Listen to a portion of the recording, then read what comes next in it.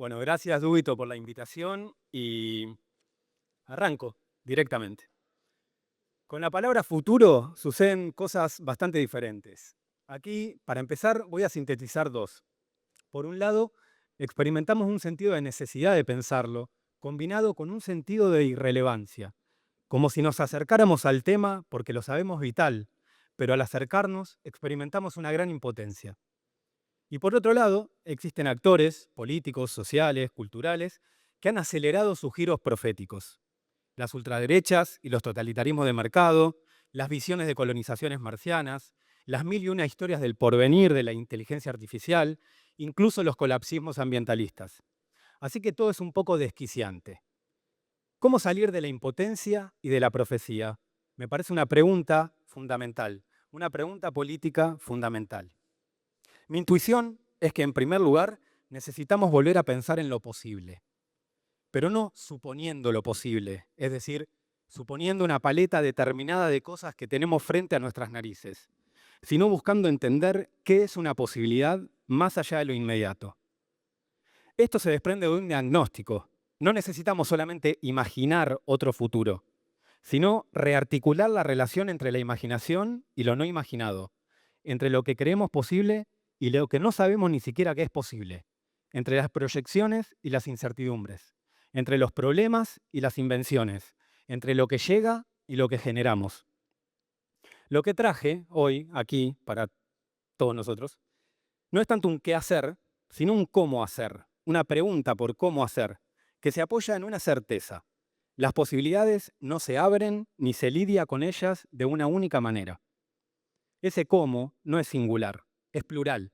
Dispone y combina diferentes formas prácticas de orientación. La invención, la proyección y la improvisación van a ser las que yo hoy voy a compartir con ustedes como tres maneras de lidiar con las posibilidades. Y todo esto en función de un principio de justicia. Porque no tiene sentido que todo sea posible, como dicen algunos eslogan publicitarios, sino como parte de lo posible, si en parte de eso posible está la agudización de las injusticias o la destrucción total. Todo esto es una manera de pensar qué es una inteligencia estratégica y en qué sentido somos estrategas. No traigo certezas, se llama dúbito, sino una serie de dudas, intuiciones pensadas en voz alta. ¿En qué sentido podemos ser estrategas cuando no se trata de concretar una imagen, sino de realizar un principio? Mi intuición es que si asumimos que el futuro nunca llega, que el devenir es constante, también cambian la forma de entender la política y la justicia. Visto así, pensar el futuro desde la periferia, como reza también la invitación a esta charla, puede entenderse también como pensar periféricamente el futuro, es decir, rodearlo para pensarlo, entrarle por un sesgo, no ir directo a su noción asentada. O incluso que pensar el futuro desde la periferia no es pensar con la misma noción que el centro, pero desde otro lugar, sino pensar de otra manera lo que llamamos futuro, y al hacerlo, abrir la posibilidad de repensar la justicia. Vamos a ver qué sale de todo esto que acabo de proponer. Las maneras en que los humanos accionamos implican capacidades y propiedades heterogéneas, que involucran procesos físicos, químicos, biológicos, sociales, psicológicos, culturales y colectivos. A los cientistas sociales nos gusta mucho hacer cadenas de significantes de zonas de la existencia. Y hoy lo voy a hacer un montón.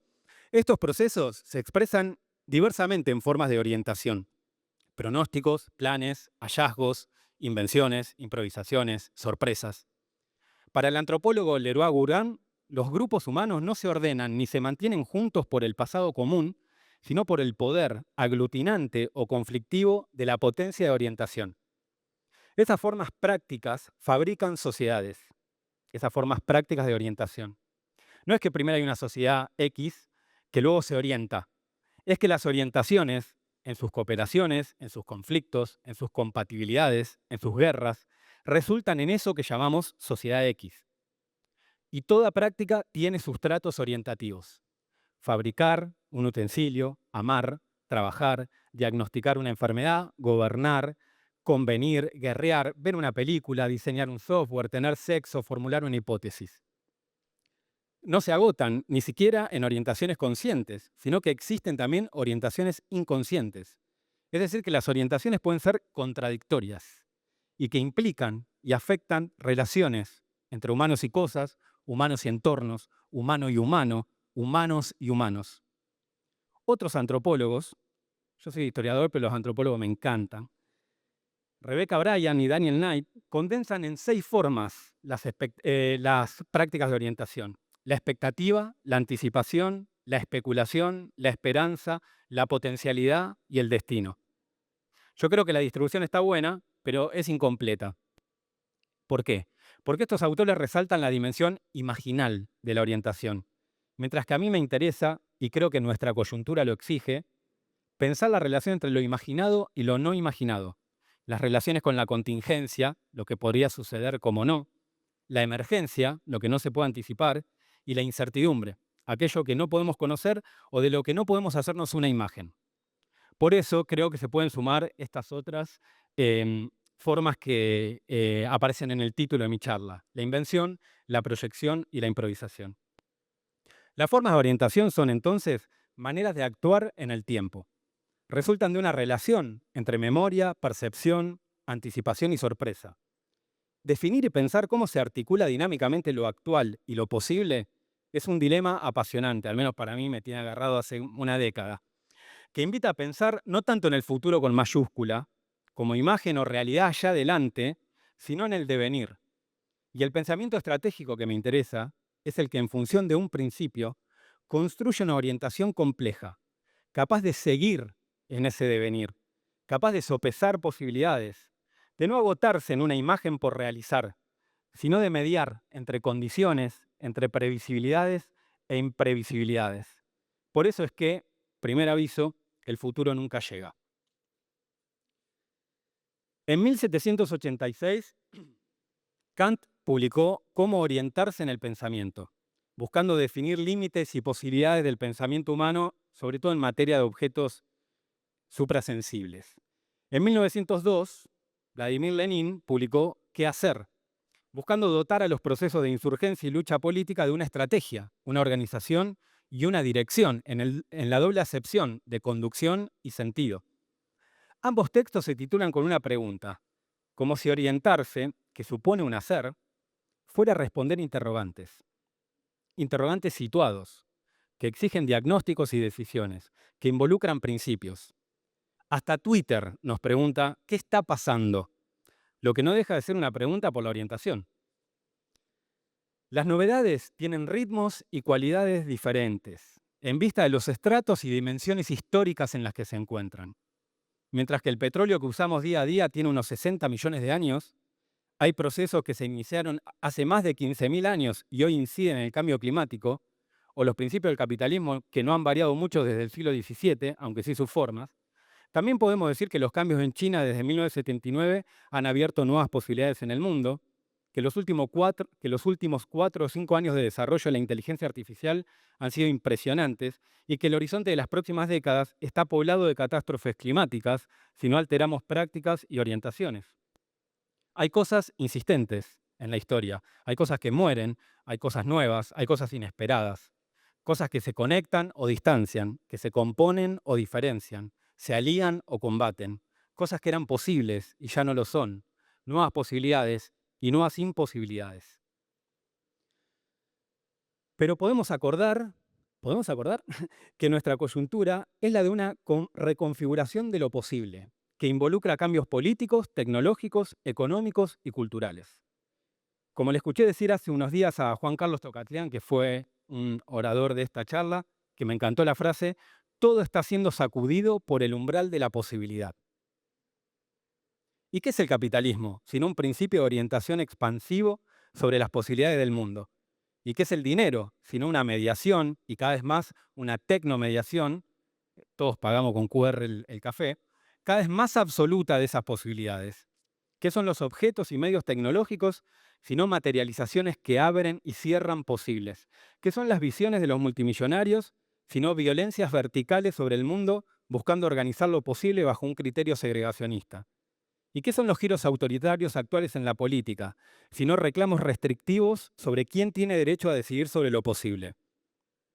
¿Qué impacto tiene el cambio climático en nuestras condiciones y orientaciones? ¿Y qué se dice cuando se afirma otro mundo es posible, sino que vivimos entre cosas que podrían llevarnos en otras direcciones?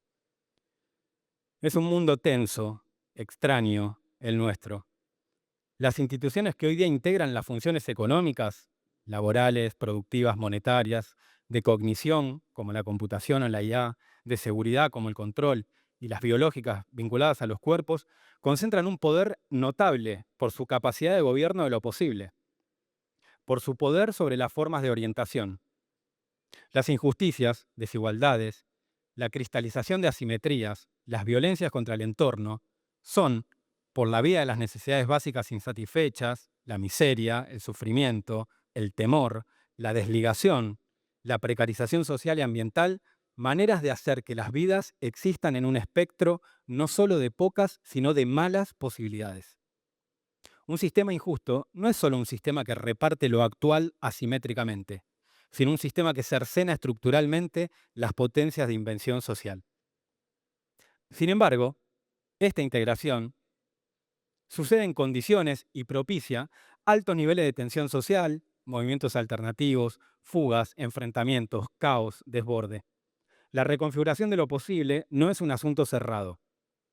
Si una relación de poder, cualquiera, implica lidiar y orientarse entre posibilidades, podemos pensar en el mundo como el territorio de unas batallas por las posibilidades del mundo. Toda política es una política de la posibilidad, que involucra o afecta no solo a las cosas que hoy están en potencia y pueden existir en el futuro, sino a nuevas potencias que podrían existir en el futuro. Es decir, a posibilidades que hoy no podemos conocer. El mundo no se define simplemente por lo que se dice que está pasando, ni por las especulaciones con lo que podría pasar, sino también por sucesos que quedan por fuera de lo dicho y por posibilidades que quedan afuera de lo especulado. Por eso la noción de posibilidad puede ser tan potente y hay que entenderla siempre en tensión. En 2014, el filósofo francés Bernard Stiegler escribió: "El mañana estará hecho de un gran escenario de luchas sociales de nuevo tipo, que exige una nueva teoría del futuro". La frase me interesa. Por un lado, echa un manto de misterio sobre las luchas, reconociendo quizá la dificultad de preverlas. Por otro, quizá como parte de ese misterio, no dice que falta una imagen o un proyecto de futuro, sino una nueva manera de pensar el futuro. Esa manera, me parece a mí, es una que no se reduzca a los sueños, que son un modo de la imagen, o la probabilidad, que es un subconjunto de los posibles, que tampoco pida metafóricamente lo imposible, sino que contemple, incluya las posibilidades improbables, las combinaciones inesperadas, las emergencias y posibilidades no imaginables, pero concebibles. Una forma de inteligencia estratégica, una política de lo posible que sepa que el futuro nunca llega, pero que el devenir tiene posibilidades de justicia, que tiene posibilidad de desplegar el principio de hacer que prolifere la cooperación social en entornos signados por la menor dominación posible. Un principio que privilegie la cooperación y mitigue la competencia. Un principio que reconozca que la construcción de justicia es un proceso hipersensible, irreversible y reversible, que requiere una producción constante de articulaciones, atenta a cambios y novedades, y atenta también a los ataques y movimientos adversarios. ¿Qué formas prácticas de orientación podrían alimentar esa inteligencia estratégica? Bueno, es aquí donde empieza lo incierto, que es lo mismo que decir mi apuesta, a lo que yo le apuesto. Más que la expectativa, la anticipación o la esperanza, registros anclados en la imagen, quiero proponer a la invención, la proyección y la improvisación como tres formas capaces de fabricar una política de la posibilidad para lidiar con la reconfiguración en curso. Voy a empezar definiendo la invención por la negativa. La invención no equivale a innovación. La innovación suele ser un proceso científico, por lo general leído en clave económica, de talante más bien competitivo y privado. La noción de innovación deriva de la noción de ventajas comparativas de David Ricardo y de la destrucción creativa de Joseph Schumpeter.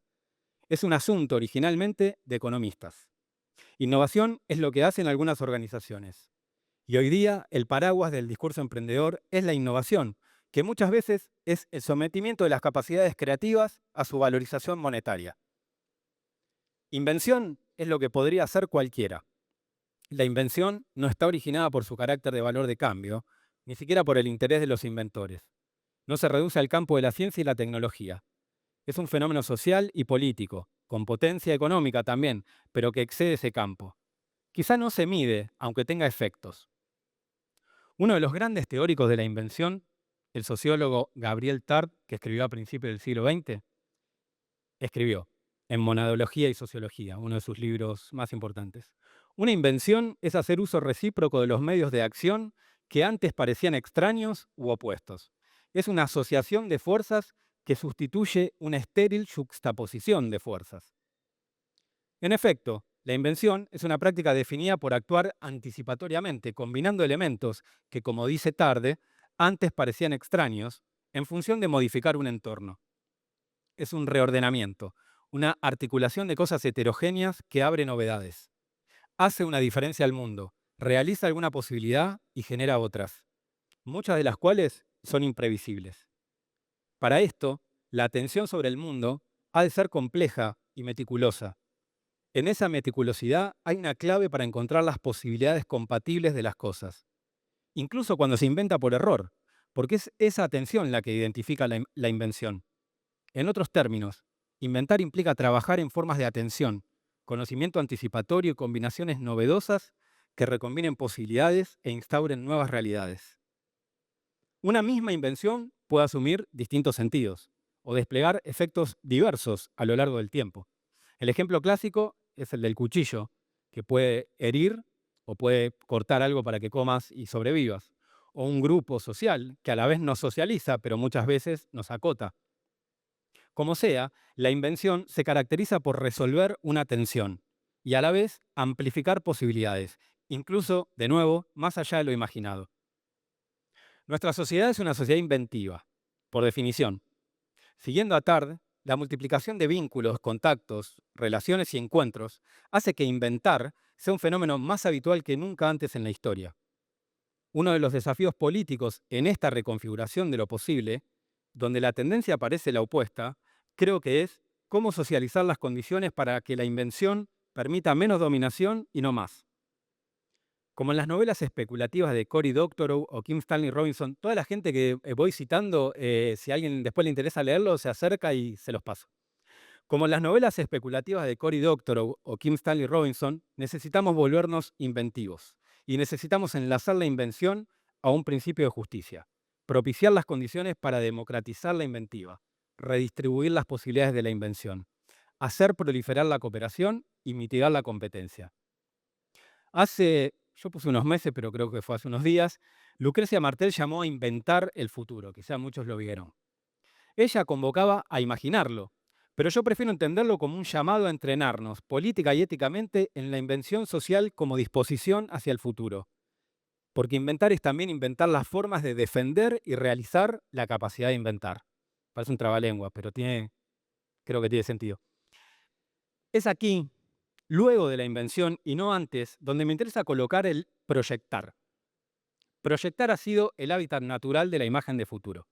Proyectar, cuya etimología es arrojado hacia adelante, es determinar y valorar una cierta posibilidad y querer actualizarla. A diferencia de la invención, que tiene algo de anticipación y puesta en conexión de cosas extrañas con resultados novedosos, proyectar es una previsión que busca homogeneizar. Y más que anticipar, es una actividad que prefigura, incluso que predice. Si algo definió al futuro moderno, en política, en economía, en arquitectura, en diseño, fue el proyecto, como forma de orientación y ordenamiento estable de lo posible, incluso a veces con pretensiones definitivas. Fue un vector de emancipaciones y fue un vector de disciplinamientos. Una vez consumado el proyecto en un plan, que podríamos decir que es su momento instrumental, el proyecto se limitaba a realizar las posibilidades predeterminadas o a querer realizar las posibilidades predeterminadas. Lo que estaba por fuera, el pasado, las sorpresas, lo incierto, era intrascendente o peligroso. Por eso, muchas veces, el proyecto se opuso a formas de invención, a formas de diferencia. El que proyecta suele hacerlo con una especie de deseo inconsciente de estar jugando al fin de la historia. La fascinación por el proyecto lleva a lo que la antropóloga Simone Abraham denomina una falta de atención teórica y práctica generalizada a las contradicciones temporales. Es decir, una desatención sobre posibilidades y virtualidades que laten o irrumpen, que no son consideradas. Les propongo aquí, en este intento intuitivo de pensar una política de la posibilidad, ir más allá de la primacía del objetivo claro. Pensar un proyectar que no solo apunte a un blanco, sino que intuya formalmente que hay más de un blanco. ¿Qué sucedería si pensamos el proyectar como lo propuso el artista Gyula Kosice en la ciudad hidroespacial? A finales de los 60, Kosice diseñó un proyecto urbanístico considerando que la capacidad inventiva de sus habitantes debía ser constitutiva del proyecto. Era un proyecto que consideraba su alteración. Tenía que dejar espacio, libre a posibilidades que no podía contemplar. La ciudad aeroespacial no era una utopía porque no era una imagen fija. Se basaba en una idea diferente de proyecto. Reconocía que ninguna imagen permite ni abarca todo, ni llega a los confines de la existencia. Que la realización de un aspecto proyectado es la apertura de nuevos posibles. Y que la pregunta, estética, en el caso de Kosice, pero también política, en el caso de Kosice, es cómo relacionarse con esos posibles, incluso con los posibles destructivos. El título de la charla incluye proyectar. Pero siendo fiel a la alteración y siendo fiel a todas estas cosas que estoy diciendo, yo propongo cambiar ese concepto aquí mismo. Prefiero hablar de propiciar. Es decir, de generar ciertas condiciones para que algo surja, más que dotarlo de una imagen desde ahora. Propiciar sería entonces el modo de proyectar en condiciones de reconfiguración de lo posible.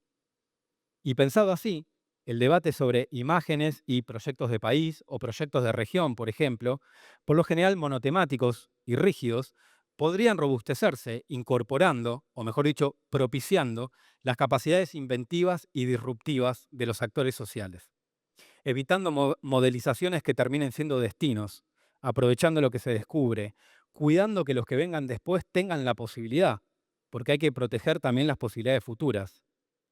Y last but not least, resultando menos previsibles y quizá por eso menos atacables.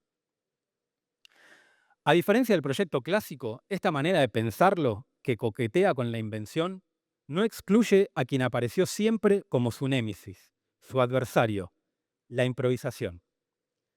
Decirle improvisado a alguien para acusarlo de no tener un proyecto es parte del sentido común y tiene algo de cierto, pero falla en la valoración negativa, absolutamente negativa, de no tener un proyecto. Vista desde otro punto de vista, la improvisación hace pensar en un modo de vincularse con las posibilidades, la imaginación y lo no anticipable, que puede ser productivo sin ser proyectivo. Podemos pensar en la genial frase del subcomandante Marcos, que a propósito del levantamiento zapatista dijo: "Nos preparamos toda la vida para morir el 1 de enero de 1994. No nos morimos, y de ahí en más tuvimos que improvisar". Es buenísimo. La charla podría haber sido esa frase. No digo improvisación como otra forma de espontaneidad, sino como accionar en ciertas condiciones sin pretender una imagen de resolución o destino, de suscitar posibilidades y aprovechar lo que aparece en vista de nutrir un cierto principio, que puede ser hacer música, o el que me interesa acá, que es que prolifere la cooperación y mitigar la competencia, es decir, democratizar la invención. Esto es importante, porque lo espontáneo muchas veces es completamente estereotipado y cliché. Es la repetición de una posibilidad que ya fue realizada. Piensen, por ejemplo, en las fotos sociales espontáneas. Son todas iguales.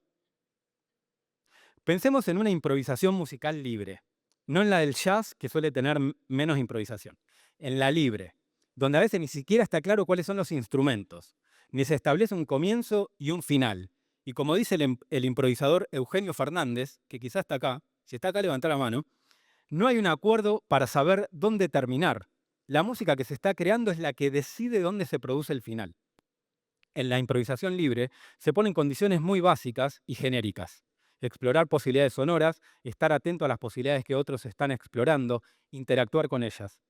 Puede haber momentos en que algo estereotipado o reconocible ingresa en la improvisación, pero allí adquiere otros valores y sentidos.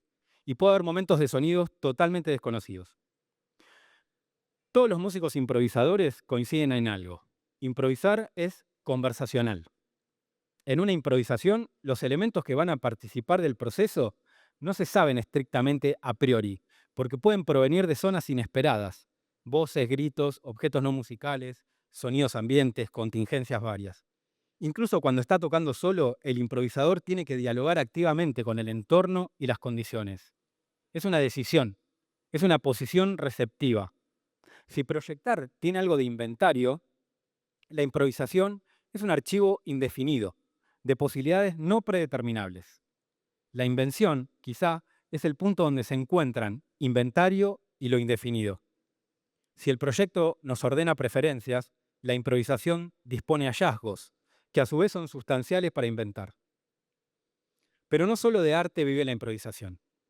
El filósofo afroamericano Fred Moten propuso comprender a la diáspora africana que produjo la esclavización como una improvisación de masas a escala continental y plurisecular, que tuvo que sobreponerse al desarraigo y la destrucción de hábitos y horizontes, y vivir e inventar formas nuevas de vida en un continente desconocido contra el proyecto esclavista. Y hoy día existen líneas de experimentación organizacional e institucional, espacios donde improvisar tiene espacio, desde escuelas a brigadas del manejo del fuego patagónico, pasando por cooperativas de trabajo y organizaciones sociales y políticas. En el siglo XVIII, Goethe escribió: "Nunca llegamos tan lejos como cuando no sabemos a dónde vamos". Quizá no sea cierto. De hecho, podemos girar en círculos. Pero sí podemos afirmar que la falta de un punto fijo de referencia o llegada permite que las diferencias y los entornos resalten, expresen posibilidades que las imágenes de destino tienden a obturar. Piensen, por ejemplo, cuando estamos en la calle y no estamos yendo a un lugar concreto, cómo se altera la percepción de la ciudad o está en condiciones de alterarse. Vemos cosas que si tenemos un trayecto tan definido no vemos. Improvisar es una forma de orientación fundamental en un mundo de discontinuidades como este, en el que las imágenes no solo son difíciles de construir dada la aceleración generalizada, sino que pueden ser poco seductoras. Como escribió la antropóloga mexicana-canadiense Juliane Boudreau, improvisar es una posibilidad de accionar que evita el fatalismo del colapso, el congelamiento por impotencia y el automatismo de la aceleración, y propone en cambio un modo post-figurativo de pensamiento. Ni propiciar, ni inventar, ni improvisar son necesariamente democratizantes. Siempre algo peor es posible. Como escribió Lichtenberg en el siglo XVIII, para mejorar hace falta un cambio, pero no todo cambio mejora. Pero en esa apuesta por un cambio, creo que esas formas prácticas de orientación implican una manera de relacionarse con las posibilidades, que articulables a un principio, quizá puedan permitirnos hacer que prolifere la cooperación social en entornos signados por la menor dominación posible. Todo esto lo estoy pensando desde Latinoamérica, un nombre un poco atolondrado para una diversidad impresionante, un nombre para una multiplicidad compleja y antagónica, hecha de dictaduras y movimientos democratizantes, de capitalismo furibundo y economías de la reciprocidad, de colonizaciones y descolonizaciones, de inventivas tecnológicas y dependencia digital. Como un nombre que no solo habla del lugar del que viene, sino de lo que quiere hacer con ese lugar y desde ese lugar, propongo llamar latino-futurismo a esa combinación de invención, proyección e improvisación que busca operativizarlos bajo ese principio de justicia. Ese principio de justicia se abre en sí mismo al desafío de fabricar sus formas de organización que lo protejan y lo hagan prosperar. Porque la justicia no es una estatua, no es una forma rígida, no es una forma nítida, no es irreversible, no es monocromática, no es tarea excluyente de expertos. La justicia es un proceso interminable que debe involucrar a los muchos, que tiene que asumir su carácter provisorio, su fragilidad, su apertura a lo que debe y puede advenir. Y para ello tiene que manejar diferentes registros del cambio, diferentes maneras de lidiar con lo posible. Inventar, propiciar e improvisar son maneras que nos pueden ayudar a hacer que prolifere la cooperación. El latinofuturismo no es un plan, es una estrategia diversificada. A diferencia del italiano, fascinado con la condición militar, la guerra, la técnica y la muerte, que hoy día pululan, está orientado a inducir la inventiva social democratizante. Y si por ello resuena con el ruso, se diferencia de él en que no es un fenómeno acotado al arte, ni la potencia está del lado del artista, diseñador o fabricante, sino que convoca la agencia de otros, que se vuelven ellos también operadores de posibilidades. Y es un futurismo raro. Ese archivo indefinido que llamamos pasado no queda por fuera, sino que es una zona para la detección de posibles. En otros momentos históricos, las apuestas eran más unívocas. Están los que apostaban al proyecto, los que apostaban a improvisar, los que apostaban al dólar, los que apostaban a inventar, los que apostaban al conflicto, los que apostaban a los intercambios, los que apostaban al acontecimiento, los que apostaban a procesos lineales. Hoy, en esta reconfiguración de lo posible, donde las fronteras entre guerra y paz están difuminadas, donde la aceleración y los flujos se han multiplicado, donde lo que emerge y se repite entra en nuevas vinculaciones, necesitamos combinar disposiciones. Como dice el psicoanalista argentino Juan Cruz Catena, será tarea de estratega sopesar posibilidades y decidir qué hacer prevalecer. Inventar, propiciar e improvisar nunca dejarán de ser inquietantes, fuentes de entusiasmos y temores, alegrías y malestares.